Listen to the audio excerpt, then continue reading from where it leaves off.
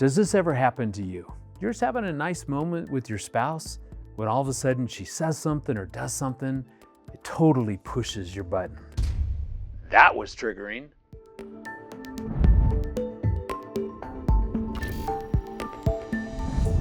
Hello, it's Greg Smalley. Great to be with you. So, how does a moment turn into a conflict? How do we go from an average conversation, some normal interaction, to boom, we're all of a sudden in this argument, this fight within our marriage? Well, usually it happens because one of us will say something, do something to the other, and all of a sudden it triggers us, it pushes our button. And then our heart shuts down, and now we're reacting to each other.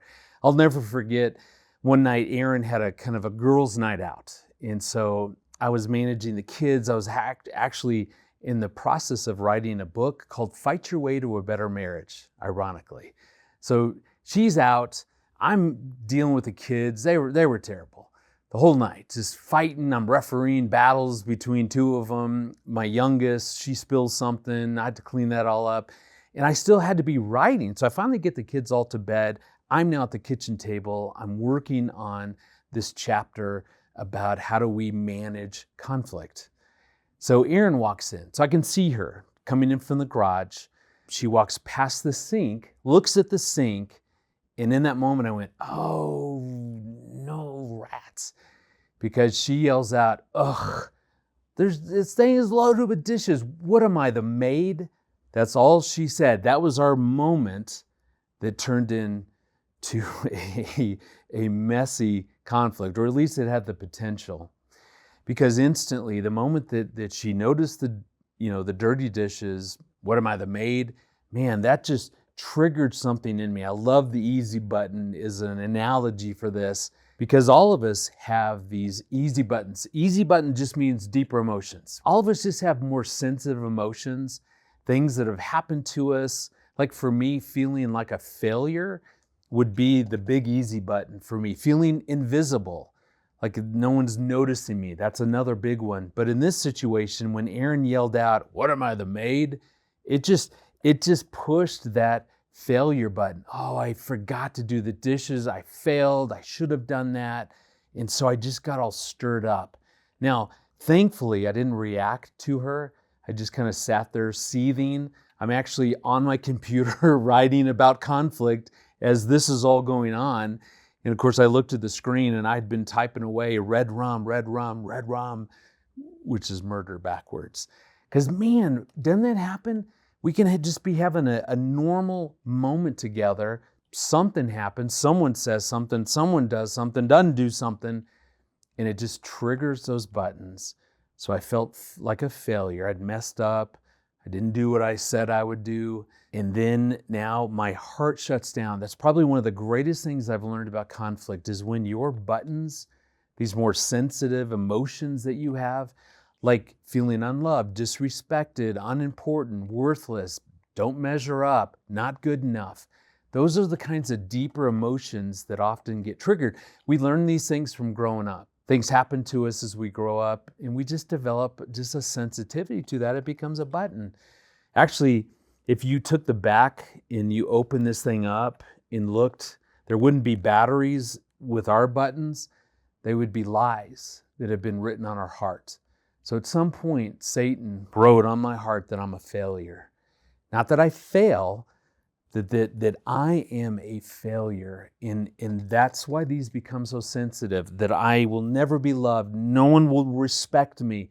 That's what Satan does, the father of lies. He wants to write these lies on our heart. They become our deepest buttons. And when those get triggered, like for me that night, I hate that. Hate this feeling, want to get rid of this feeling. So our heart shuts down. That's what I've learned more than anything, is that when my buttons get pushed, my heart closes. Now I'm not thinking about Aaron. I'm not thinking about even the Lord perhaps in that moment. Pride sets in when my heart is closed. Now I'm prideful. Why would she say that? I remember just sitting there seething, thinking, ugh, how rude. The fact that she would come in and not like she didn't even say hello to me. Who does that? Why would she not greet me? If she would look the other way, she would have noticed that I did all the laundry. Look at how the beautiful piles of folded laundry. No, she didn't see that. That's when Satan starts to whisper in our ear. See, Greg, she'll never see you. She'll only look and notice what you don't do. She'll never see what you do. She's never going to change. There's always going to be. She didn't care about you. She just cared that you're here taking care of her kids so she can go out and have a fun time out with her girlfriends. None of that's true, but that's what's going on. That's spiritual warfare. That's what's happening.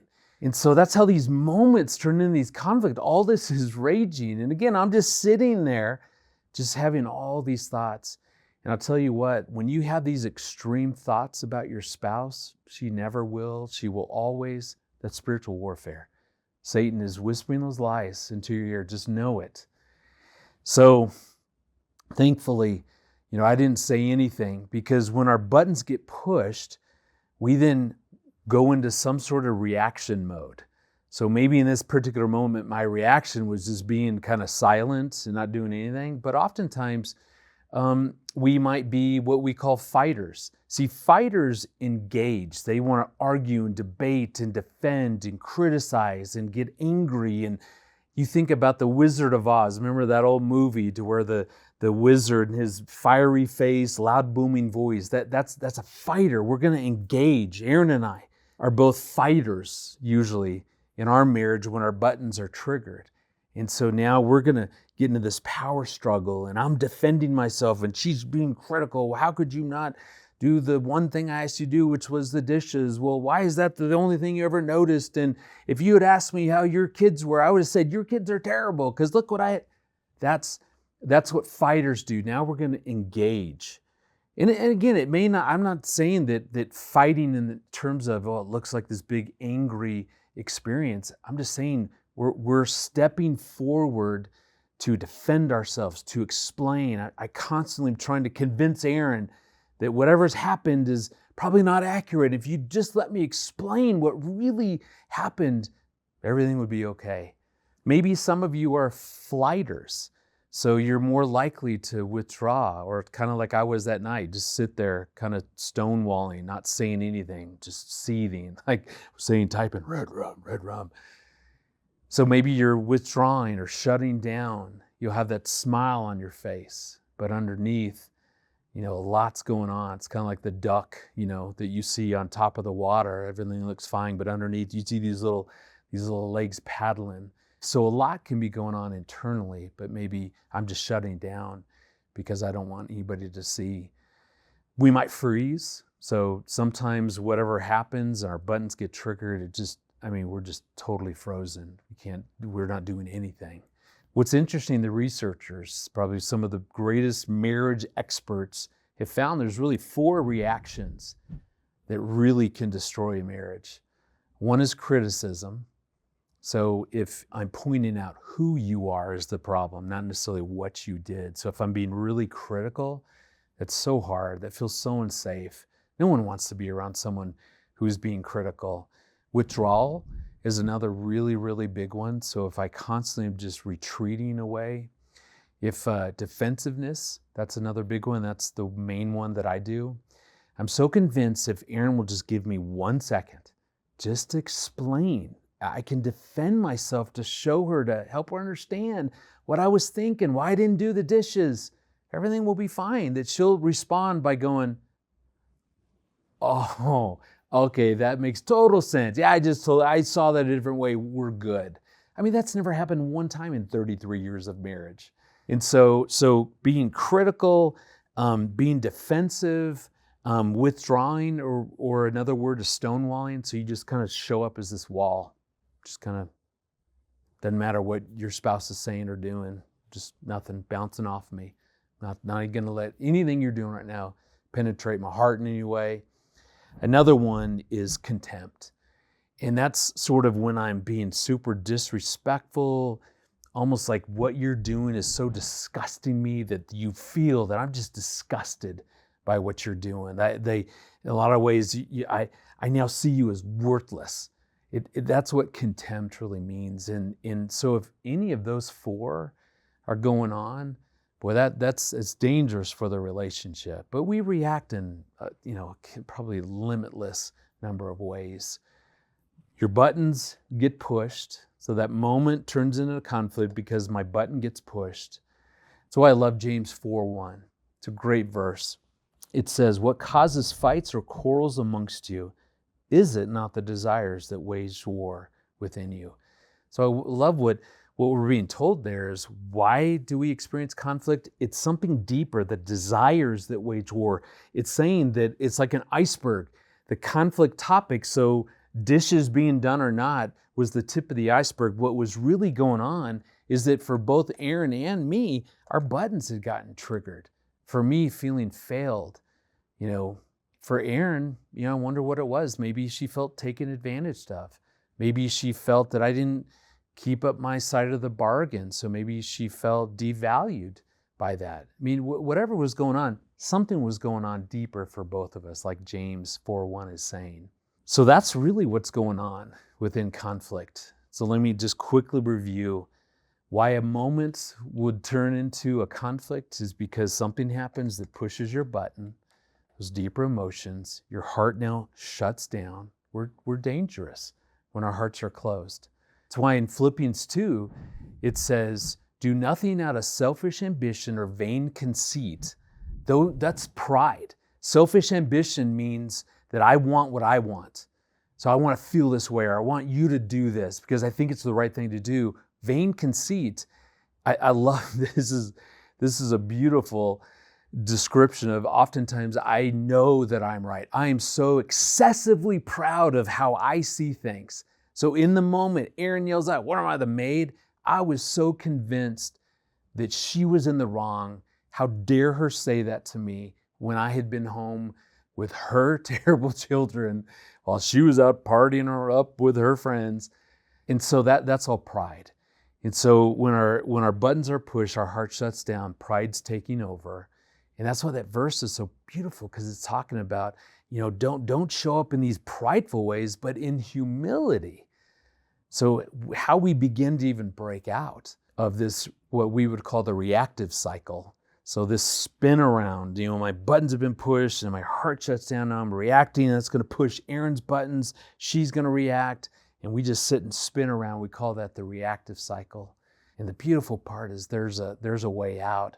But I tell you what, the first step though is identifying, for you as a couple, what does your unique cycle look like? What is this dance that goes on all the time in your relationship? We're going to go ahead and put a link there below to the reactive cycle test. And you can actually take that. It'll give you a graph that shows your buttons, your reactions, her buttons, her reactions. And it's a beautiful picture of this moment that turns into a conflict. What's really happening, James 4:1? What's really going on down below? So let's get real. How do we break this reactive cycle? So sitting there, I'm at the table typing. Aaron's now scrubbing away at the dishes, which only pushed my buttons further, because now she's doing the thing that I said that I would do. So what do? It always starts with the individual. The temptation, and what I've noticed that other couples try to do, is we do two things. Either I'm going to try to change you, get you to do something different so that I feel better. Aaron, if you just wouldn't be so harsh, if you just wouldn't make these sarcastic comments, be so critical, we would never argue. So you do that different. Just stop being critical, and then we'll be fine. I mean, you guys, I can't tell you how many years I spent trying to convince my wife that if you just did this and this and this different, we'd be good. We could work through anything. That doesn't work, obviously. And that's not who I want to be. At the end of the day, my integrity matters. I don't want to try to turn her into who I think she should be. That's the Holy Spirit's job.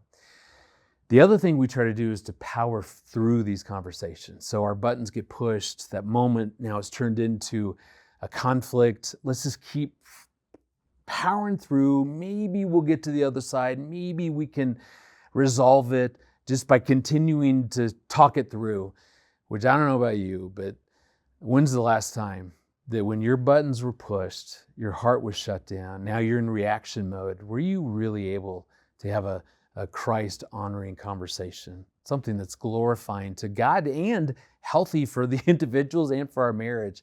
Most of us, we can't do that, which is why the way out of this is in Matthew. It talks about Jesus is saying, you hypocrite, why do you look at the dust in your brother's eye and pay no attention to the log in your own eye? And then he gives us a beautiful order. What does he say? First, get the speck of dust out of your brother's eye. Deal with them first, right? Now, I've always wished that verse would just rewrite itself to that. Because again, I can see what Aaron should do differently. It's so much easier to notice the speck in her eye, to deal with that speck, than it is to deal with the log in my own eye. But that verse is saying first, get the log out of your own eye. Then you can see clearly. How that translates into conflict is simply saying that in those moments where my heart is shut down because my buttons have been triggered and now I'm probably reacting in some way, instead of trying to power through that, what if I call a little timeout? What if I said something like this to Aaron? Hey, right now, I'd love to be able to hear you, but right now I'm really shut down. I'm not blaming you. It's my stuff, my heart, my responsibility. But I need a break. I need a quick little timeout. So I'm going to go deal with me. I'm going to get my heart open, and I'll be back. See, if I can let her know that I'm not asking permission, by the way. I'm saying I'm recognizing that I'm shut down and that anything that goes on from this moment on is probably not going to go well because I'm not at a place to think about you and to be kind and compassionate and patient. All the fruits of the Spirit that I want to show up as, they'll never happen when your heart's shut down. So I'm saying, Aaron, I recognize I'm shut down. So I'm going to go deal with me. Between me and the Lord, I'm going to get my heart back open, and then I'll be back. Because anytime we talk with open hearts, that's when we have great moments together. That's most of the time, Aaron and I, our hearts are open to each other. It's just in those moments that our buttons get pushed, that we're just not at a good place. Don't put your spouse in a timeout. I don't need to say, Aaron, hey, I'm seeing that you're reacting. Yeah, your buttons have been pushed. Why don't you go deal with that? Don't do that. Don't put your spouse in timeout. That never goes well because she's not my responsibility. Her heart, her responsibility. That's between her and the Lord. Now I can say, hey, even if my buttons aren't pushed, if she's talking to me in a way that I don't feel good about or that doesn't feel loving to me, I can set a boundary there and say, hey, right now I'm not liking how this interaction is going, and it's not okay for you to express your emotions at my expense. And so I'm not willing to do that. So I can remove myself, but I will be back. That's the key. Or your spouse will follow you. If they believe this is the only time they can ever get all this out, sadly, Aaron learned that because I wouldn't come back. I would just go and I'd get open again and I wouldn't return. And that was sad and so unfortunate. So a timeout just simply means I'm going to go and I'm going to spend some time with the Lord and I'm going to figure out what's really going on. How do I get my heart back open?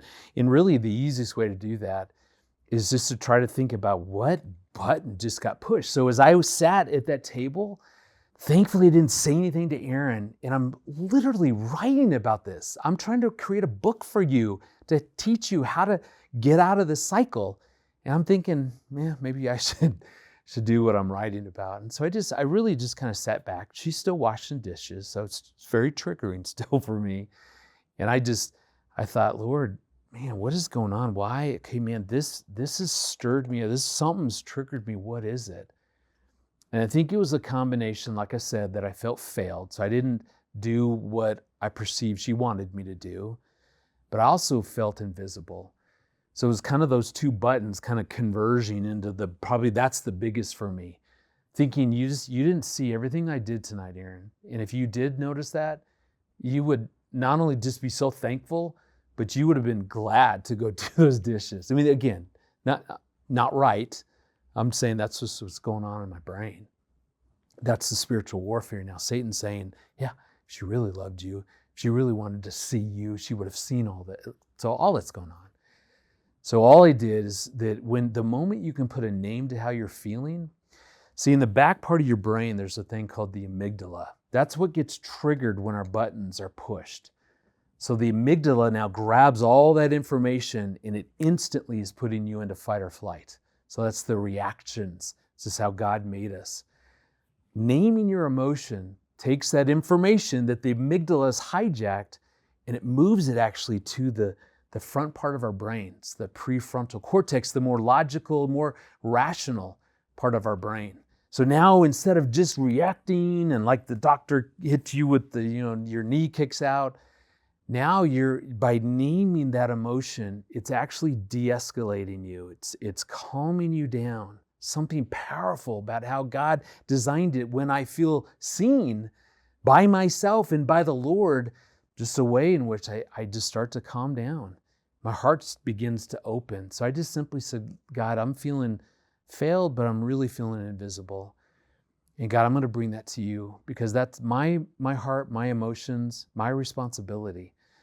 And I own that. That's me. That's not Aaron's job. That's my job. And God will always join in with us. He loves it when his children come before him with that sort of vulnerability and honesty because he's safe. The Lord is a strong tower, Proverbs 18:10. The righteous run to him and are safe. So in that moment, I'm going to my strong tower, which is the Lord. And I'm just saying, God, I'm feeling super invisible right now. And then what you want to do then is you want to explore the truth. You think about a verse, you will know the truth and the truth will set you free. The truth will set your heart back open. God, what is true about me? Is it true that I'm invisible to everyone? Or is it true that I'm a failure? And you just ask, God, wash me with your truth. Satan is chaos and lies. God is truth and peace.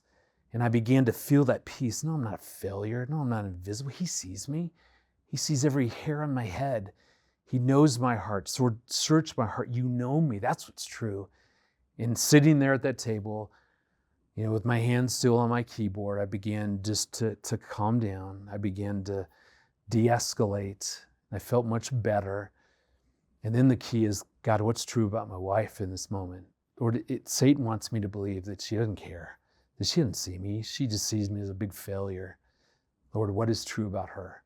And when you're willing to do that, he will give you that perspective because I just sat there and thought, and there's no one else on this planet besides the Lord that sees me more than my wife does. See, that's what's true. And in that moment, I was so mad at her. I was so frustrated with her, but encountering God's truth, I was just reminded that, man, she does it so beautifully. She's the best. She sees me for who I am. She knows who I've been. I know who she's been. See, grace in those moments is when we ask God, who's Aaron been for 33 years? Oh yeah. She's been someone who sees me, who's kind to me, who's loving, who's my biggest encourager. I mean, that's what's true about my wife. And therefore, at that moment, my heart just jumped back open. And you guys, I get there's far more significant issues that you're dealing with. It's easy to take a moment like this and walk you through how I got my heart back open and how we manage this. I get that there's long-term hurt. You've been through things that have hurt you so deeply. But again, at the end of the day, it's still my heart, my closed or even hardened heart, that's still my responsibility. And that's why we want to encounter God in those moments, because he will help you to get your heart back open. That might take some time. I love the verses that God sent his son, not just to die for us, but to heal our broken hearts. He wants to see our hearts turned from stone back to flesh. I mean, we know that about him. That's how this shows up in conflict. Once I was open, I just then checked it out. I just, hey, Aaron, help me understand. When you said what am I, the maid? Was that directed at me? Because I thought it was, right? I was convinced. Satan was telling me it was. And she goes, oh no. She goes, Greg, I'm so frustrated with our kids. I told them to do these dishes. I told them that you needed to get some writing done and they needed to help you with that. And I can see they didn't. And I'm really frustrated and disappointed in our children. Not you. I'm so grateful. Thanks for letting me have a night out. And so just hearing all that, I was like, Thank the Lord that I didn't say anything, because in the past I would have said something and we would have been in this huge argument. Now it would have been between us, whereas it was actually between Aaron and our kids. That's the value and the benefit of taking some time, doing the little bit of work that it takes to spend some time with the Lord, to get your heart back open, and then re-engage. Deal with the log in your own eye then. See, the then came, now I'm going to check it out. I'm not going to assume I knew what she meant by that, because remember, I had already jumped to a conclusion it was about me. So I then went and checked it out, but I was safe to check it out. My heart was now open as far as it needed to be. And that's why I love the verse in Proverbs 16:23, the hearts of the wise make their mouths prudent. In other words, our words come then from an open heart are going to be gracious and glorifying those fruits of the Spirit kinds of things. Greatest thing that I've learned about conflict. It has changed, revolutionized the way that Aaron and I manage conflict. Now I can tell you this, even the healthiest couples, the experts say, will do that, what I've just described, will do that only 1 out of every 3 times. So that's about a 33% batting average. And that's okay, because Aaron and I know what to do eventually to repair our conflict. Sometimes it's just not going to go well. Those moments as they turn into conflict, it's not going to go great, but we know what to do. We'll take the time apart from each other to get our hearts back open, to come back. And then the repair goes so easy, because once my heart's open, man, I want to be so compassionate. I want to know, what was that like for you? And coming back from a fun night with your friends only to find the dishes dirty in the sink. What was that like for you? How'd that make you feel? See, that all happens when our hearts are open. That's why taking the time to not power through these conversations, trying to change your spouse, but actually dealing with you first, getting your heart back open, that's how we end up managing and using the conflict that's inevitable. We are going to have plenty of conflict. It will happen. It's going to happen to you too. But we can take that conflict and actually benefit the relationship. The way that Aaron and I ultimately handled that took us from disconnect into a deep connection and intimacy. Man, now I felt seen by her. She felt validated. I understood what that was like for her. Man, we were better off having walked through that doorway of conflict to benefit us. And that's now the opportunity when in James, again, I'm going through James with you.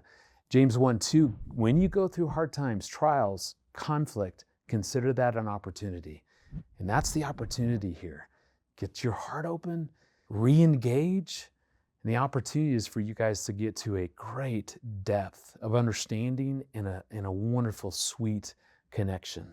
Hey, so don't forget to take that Reactive Cycle test. So follow the link there below, because what it's going to do is it's going to give you a customized, kind of personalized graphic of what your buttons and reactions are, what your spouse's buttons and reaction, all there, one picture. It makes so much sense. When Aaron and I first saw ours, it was an epiphany. I mean, it just made so much sense what's going on within conflict. So we'll give you a discussion guide to kind of walk you through how you guys can talk about that and really use that as a way to really deal with conflict in a better way. And then, in the comment section below, let us know. I'm talking about, taking a time out and how to kind of do some work to get your heart open. I ran through that really quick, talked about the repair, did that really quick. So maybe you'd like to see us do a video on how do you take good care of your heart to get it back open, or how do you have a repair after a conflict? Let us know. We'd be happy to do that if that's an interest. Hey, if you found this video helpful, don't forget to like it and then subscribe, because we have weekly videos to help your family thrive in Christ.